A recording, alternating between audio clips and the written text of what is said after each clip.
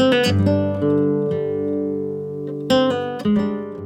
everybody. Today we are going to design a press crown, and as you know, the press crown is type of crown that we have a core material and ceramic or layering material that injects or milled pre-poly and merge to the core. So we have two different materials, and these two should join together. Okay. First of all, we should detect the margin. The whole process is sort of similar to the process that we have for the single crown, and it's not so different. We can use the detect, or we can use the correct and zero. The both works properly, but the one good feature is adjust light as I used right now, and you can see some places in the margin needs small adjustments.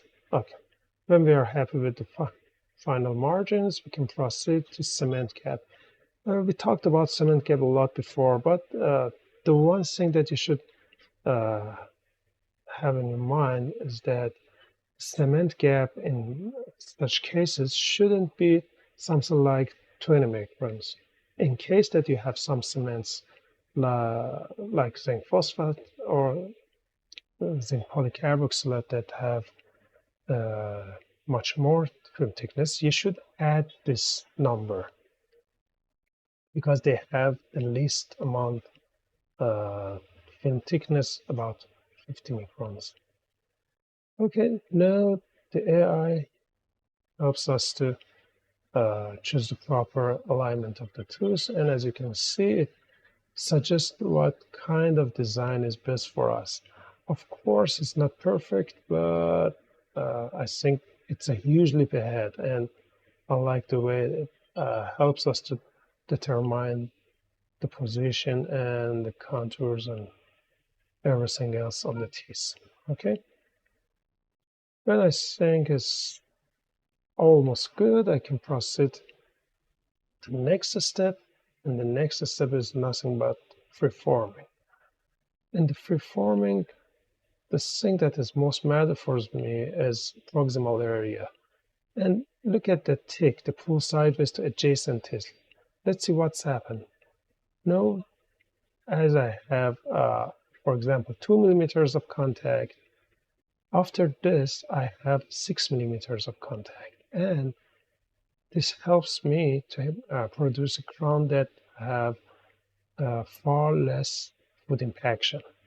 It's so crucial for crowns not to have foot impaction. Okay, so we cut the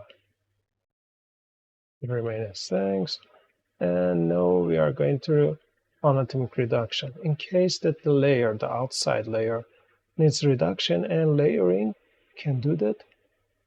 Oh, sorry. In case that the core materials needs reduction, we use the reduction as much as possible, or let's say as much as the core is stable and sturdy. The rest goes for the layering material. Okay, now this is the second part. The green part is the layering part because it's a different material, the different anatomic reduction is applied. So we have two different reduction steps, one for the core, one for the layer material. And you can choose different options on reduction.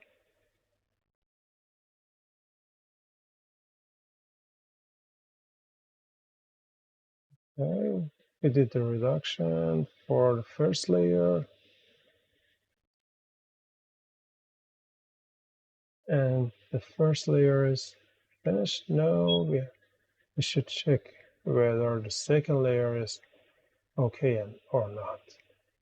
It says no more than 15 minutes, zero spacing, it's attached, it's hard to press down.